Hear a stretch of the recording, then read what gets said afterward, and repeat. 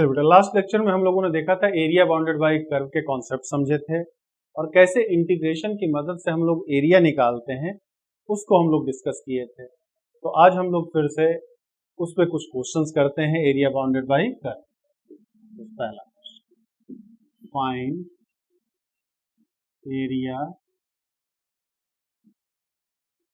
Area bounded by curve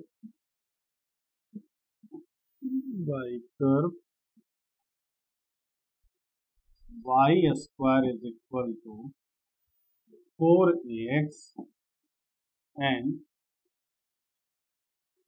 its latest rectangle।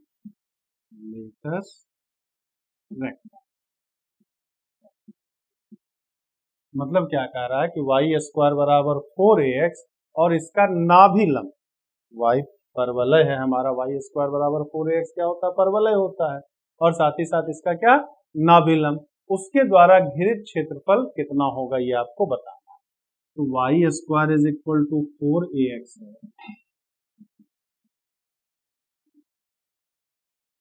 ये y square is equal to 4ax का graph बन गया। इसका लेटेस्ट रेक्टम जो हम लोग जानते हैं वो क्या होता है, नाभि लंब, जो नाभि से गुजरे हमारा, जो नाभि से गुजरे, ये नाभि इसका जानते हैं, ये 0 होता है, ये इसका क्या हो गया, लेटेस्ट रेक्टम हो गया, लेटेस्ट रेक्टम। इसके द्वारा अब यहाँ y की जगह माइनस वाई रखने पे तो कोई फर्क नहीं पड़ेगा, मतलब जैसा x एक्सिस के ऊपर है वैसा ही x एक्सिस के नीचे है।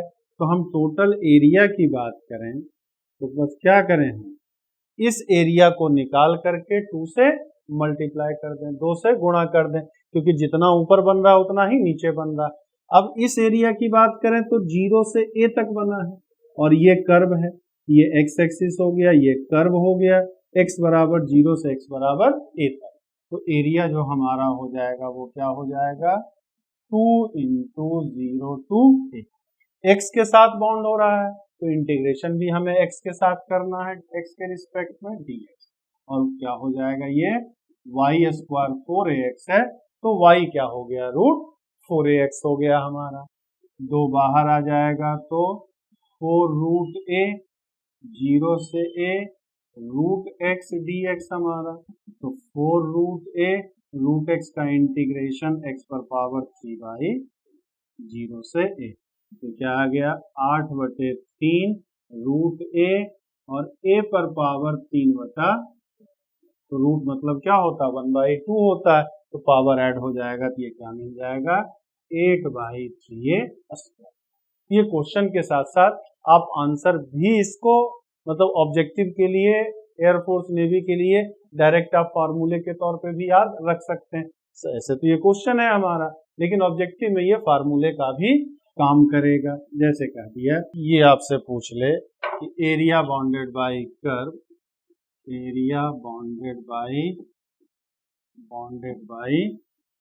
Curve y square is equal to 16x and its latest rectum.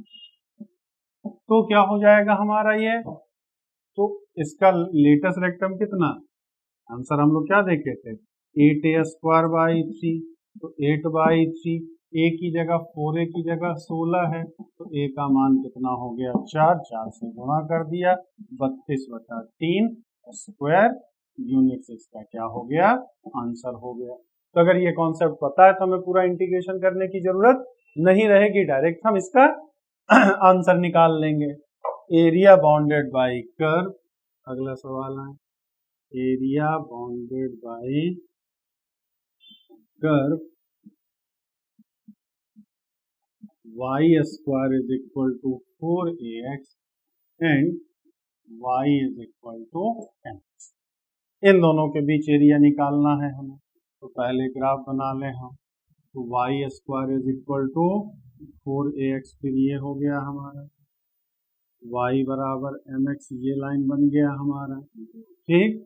तो अब सबसे पहले तो ये पॉइंट तो 0 0, हमें इंटरसेक्शन पॉइंट निकाल करके ये पता करना होगा कि ये पॉइंट कितना है।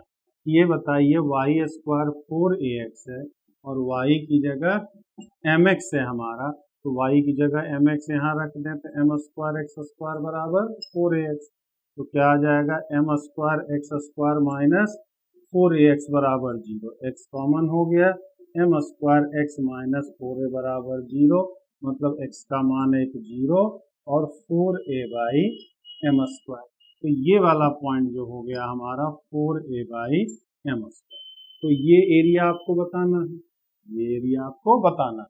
ये हमारा y square is equal to 4ax था और ये हमारा क्या हो गया y बराबर mx हो गया हमारा। तो इस एरिया की बात करें तो ये दोनों कर्व का 0 और 4a बाई एम स्क्वायर के बीच में है हमारा। ये दोनों कर्व का x बराबर 0 से x बराबर 4a बाई एम स्क्वायर तक है। तो एरिया निकालने के लिए क्या करना होगा, एरिया जो हो जाएगा 0 से 4a बाई एम स्क्वायर, ऊपर वाला क्या है प्लस में कब आएगा, जब ऊपर वाला पहले रखें नीचे वाला बाद में रखें। तो वाई स्क्वायर 4x है तो y क्या हो जाएगा रूट 4x हो जाएगा, और इसमें y बराबर कितना है mx है तो माइनस mx हो गया। इंटीग्रेट कर दें तो इसका इंटीग्रेशन 2 रूट a x पर power 3/2 upon 3/2 mx square by 2, 0 से लेके 4a बाई एम स्क्वायर तक रख दिया जाए।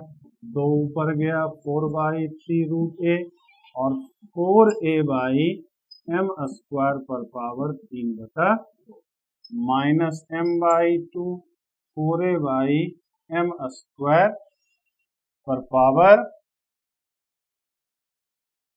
4a बाई एम स्क्वायर का होल स्क्वायर अपॉन कितना 2 हो गया हमारा।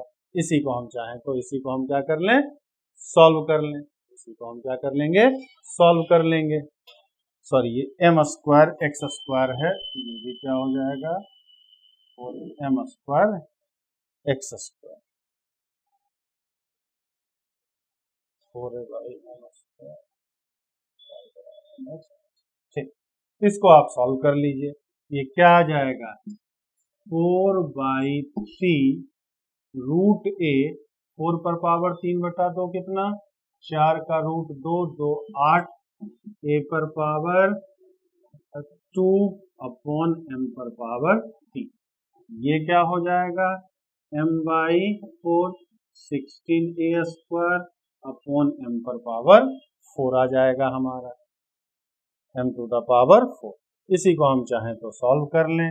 ये क्या आ जाएगा 8 3 24 a square 8 Chowk 32 a square by 3m3। पहले ऊपर से लिख दें, सिंप्लीफाई कर लेंगे तो ये मिल जाएगा हमारा 32a square by 3m3 minus 8 4 चौक 16 4a square m to the power m। LCM हो गया इसका 3 4 3 12 सॉरी 16 2 2 4 m बाई सॉरी ये 2 लगाने की जरूरत हमें नहीं है। M square x square by 2, x square की जगह 4a एम स्क्वायर m/2 हमने ऑलरेडी लिखा है यहाँ पे। ये 4 नहीं होगा, ये कितना होगा 2। ये 8 चौक 32 a square by 3m3 minus 8a square by m3। तो 32 8a स्क्वायर बाई m3, यही इसका क्या हो गया हमारा आंसर हो गया। तो इसको भी हम कहें सब्जेक्टिव के लिए तो ये फिर क्वेश्चन होगा, लेकिन ऑब्जेक्टिव के लिए ये क्या होगा फॉर्मूले का हमारा काम कर जाएगा। ये भी फिर find area of area bounded by curve, bounded by curve y square is equal to 4ax and x square is equal to 4ay। y square is equal to 4ax and x square is equal to 4ai। इन दोनों के बीच area निकालना है हमारा। तो फिर तो y square is equal to 4ax का ये ग्राफ बनता है। ये हो गया y square is equal to 4ax का, x square is equal to 4ay करेंगे तो ये हो गया। इन दोनों के बीच यही एरिया तो बाउंड हो रहा है, ये एरिया। लेकिन इसके लिए हमें क्या, ये वाला पॉइंट तो 0 हमें पता है, लेकिन ये वाला पॉइंट क्या है इसकी जानकारी हमें नहीं है, तो इसको निकालना होगा। ये x square is equal to 4ay है, तो दोनों को हम सॉल्व कर लें, दोनों को सॉल्व कर लें।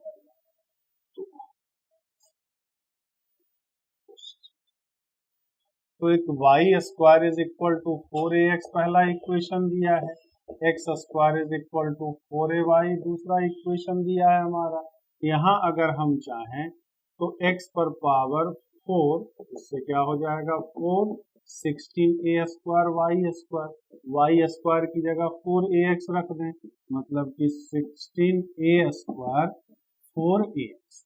तो x पर पावर 4 से x कॉमन हो गया, x cube minus 64a cube बराबर 0, 64a क्यूब बराबर 0 आ गया। तो x का मान एक 0 आ जाएगा और एक 64a क्यूब आ गया हमारा। अब ये हमारा तो कितना आ गया 64a क्यूब, 64a क्यूब। तो हमें इंटीग्रेशन 0 से लेके 64a क्यूब तक करना है। इन दोनों कर्व के बीच में ये वाला कर्व ऊपर है, ये वाला कर्व नीचे है, तो एरिया जब हम लिखेंगे तो एरिया हमारा क्या आ जाएगा 0 to 64a क्यूब। ऊपर वाला कर्व वाई स्क्वायर 4x है, तो y क्या हो जाएगा √4x, एक्स स्क्वायर बराबर 4y है, तो y बराबर कितना x square by 4a। Integration कर दिया हमने। इंटीग्रेशन जब कर देंगे तो ये हमारा क्या मिल जाएगा 2√a एक्स पर पावर 3/2 माइनस एक्स स्क्वायर तो एक्स क्यूब बाई 12a, 0 से लेकर के 64a रख दिया जाए, 4√a/3 64a क्यूब पर पावर 3/2 हमारा, सॉरी 64a क्यूब पर पावर एक्स क्यूब का मान आया है तो ये पावर 1/3 पावर 1/3, तो 64 पर पावर 1/3 यानी कि 4a, कितना है 4a है हमारा, पावर 1/3, पावर 1/3 मतलब क्या सीधे सीधी हमारा क्या 4a, तो क्या आ जाएगा 4a to the power 3/2 minus 4a पर पावर 3 अपॉन कितना 12a हो गया हमारा। ये आ जाएगा 4√a/3, 4 पर पावर 3/2 8a पर power 3/, minus 64a cube by 12a। ये आ गया 8 चौक 32a cube by 3a square by 3 और माइनस 4 से अगर काट दें 4 3 12 16a स्क्वायर बाई 3, मतलब क्या हो गया 16a स्क्वायर बाई 3। यही इसका क्या हो गया हमारा एरिया हो गया। तो इन दोनों के बीच एरिया बाउंडेड बाई कितना होता है 16a स्क्वायर बाई 3 हो जाएगा हमारा। इसको भी हम फार्मूले के तौर पे ही याद रखें तो ज्यादा सही होगा हमारा। तो जैसे अगर हम बात करें इसका इस्तेमाल कैसे करें, कह दिया कि if area bounded by y square is equal to kx and x square is equal to ky is 12 square units, 12 square units का दिया। then find value of k, पूछ लिया आपसे। तभी हमने देखा कि एरिया कितना था y square is equal to 4ax और x square is equal to 4ay था, तो एरिया कितना था हमारा 16a² बाई 3 था हमारा। इसी से कंपेयर कर लें, यहाँ 16 4a की जगह k दिया है, तो k by 4 upon 3 is equal to 12 16 cancel, k² is equal to 36, तो k का वैल्यू प्लस माइनस 6। तो अगर k का वैल्यू प्लस माइनस 6 के इक्वल होगा तो इन दोनों कर्व के बीच जो एरिया होगा, जो विहित क्षेत्रफल होगा, उसका वो कितने के इक्वल होगा? 12 वर्ग इकाई के इक्वल, 12 स्क्वायर यूनिट्स के इक्वल होगा हमारा। ये सब जो 4-5 है आपके क्वेश्चंस तो हैं ही, लेकिन साथ ही साथ ऑब्जेक्टिवली ये क्या करेगा? फॉर्मूला का काम करेगा आपका। Find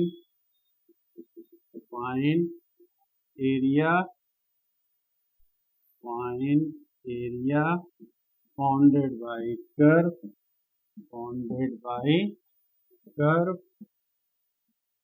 y square is equal to x square and y is equal to x।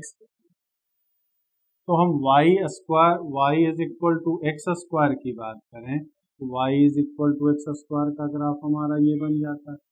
ये हमारा y is equal to x का हो गया। अब इसके बीच एरिया, यही तो बॉन्ड है आपका।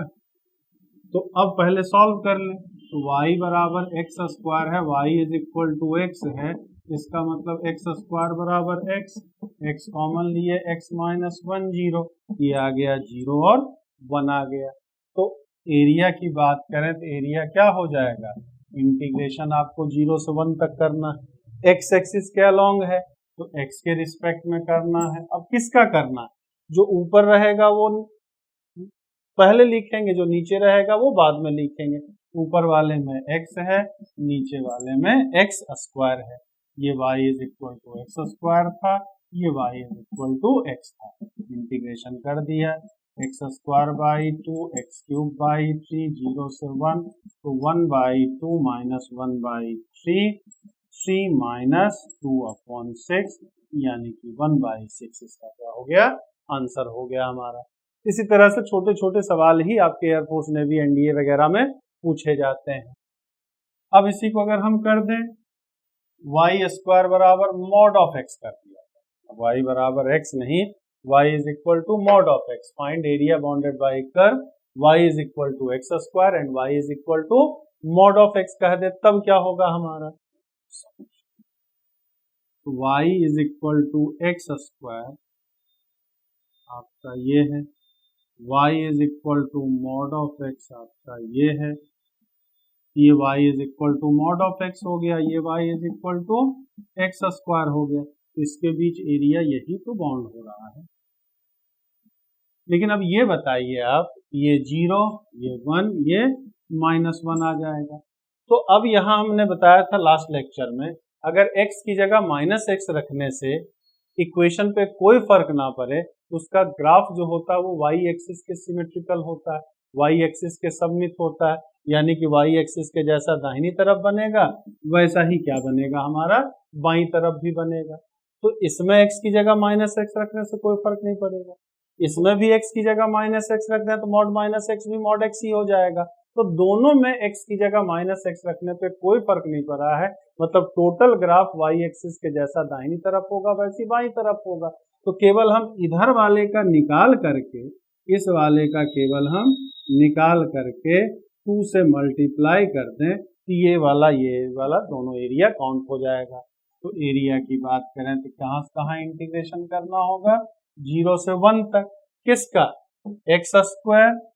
अब खाली इधर वाला ले रहे हैं तो मॉड लगाने की जरूरत तो है नहीं, इधर x प्लस है, x प्लस है तो मॉड इसका डायरेक्ट हट जाएगा हमारा, सॉरी x पहले डायरेक्ट हट गया और एक्स स्क्वायर बाद में इंटीग्रेट कर दिया, 2x square by 2 minus x cube by 3 0 से 1, 2 1 बाई 2 माइनस 1 बाई 3, यानी कि 2 इंटू 1 बाई 6, 1 बाई 3 इसका क्या हो जाएगा हमारा? 1 बाई 3 स्क्वायर यूनिट से इसका क्या आ जाएगा? आंसर हो जाएगा हमारा। क्या दिया? Find area bounded by curve y is equal to sine x, x is equal to 0, x is equal to pi and x axis.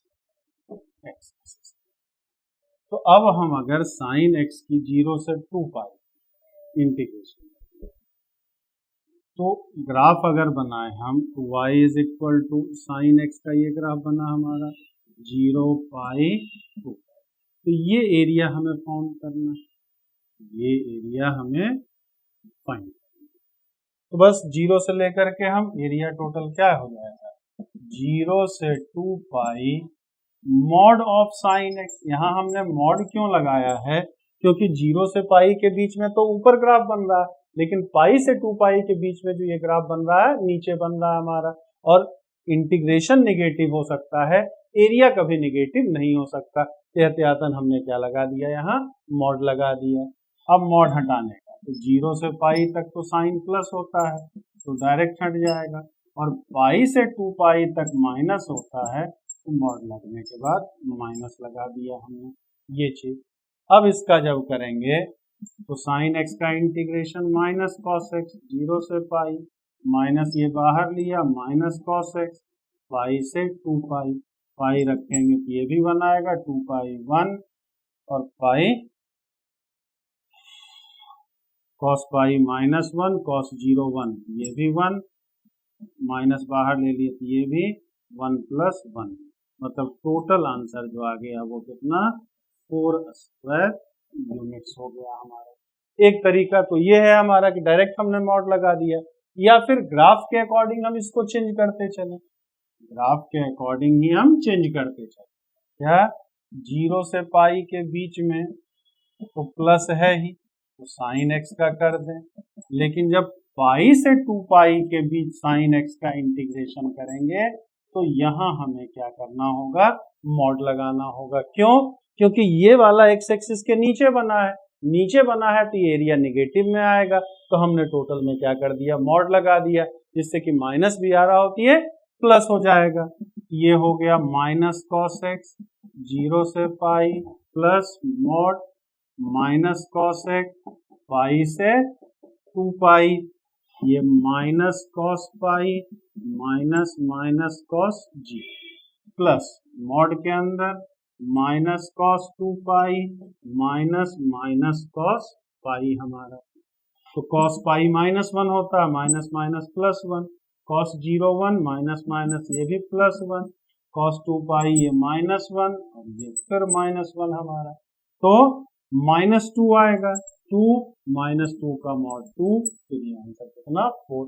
या तो एक अच्छा मॉड लगा, तो जो डिफिनिट इंटीग्रेशन में थर्ड प्रॉपर्टीज पढ़े थे इंटीग्रेशन करते समय मॉड वाला हमारा, उसको ब्रेक करके क्या करना होगा, या अकॉर्डिंग टू ग्राफ ही ब्रेक कर लें, पॉजिटिव वाले को जो एक्स एक्सिस के ऊपर बन रहा है उसका अलग से इंटीग्रेशन करें, और जो एक्स एक्सिस के नीचे बन रहा है उसका इंटीग्रेशन अलग से करें। तो जितना एक्स एक्सिस के नीचे इंटीग्रेशन बन रहा होगा उसमें इंटीग्रेशन करने के बाद मॉड लगाना आपके लिए जरूरी हो जाएगा, क्योंकि इंटीग्रेशन का वैल्यू, डेफिनेट इंटीग्रेशन का वैल्यू नेगेटिव हो सकता है, लेकिन एरिया कभी नेगेटिव नहीं होता है, ऐसा हम लोग जानते हैं। इसलिए ये नीचे बन रहा था तो नीचे वाला इंटीग्रेशन तो एज इट इज किया, लेकिन फिर इसमें हमने क्या लगा दिया है, मॉड। तो डायरेक्ट लगा दो या अलग अलग करके लगाओ, उससे कोई फर्क नहीं पड़ता है आपका। चलिए, तो इस तरह से नेक्स्ट लेक्चर में भी हम लोग कुछ और क्वेश्चंस देखेंगे एयरफोर्स, नेवी और एनडीए लेवल का एरिया बाउंडेड बाय कर्व में, और कैसे कैसे सवाल बनते हैं। जय हिंद, जय भारत।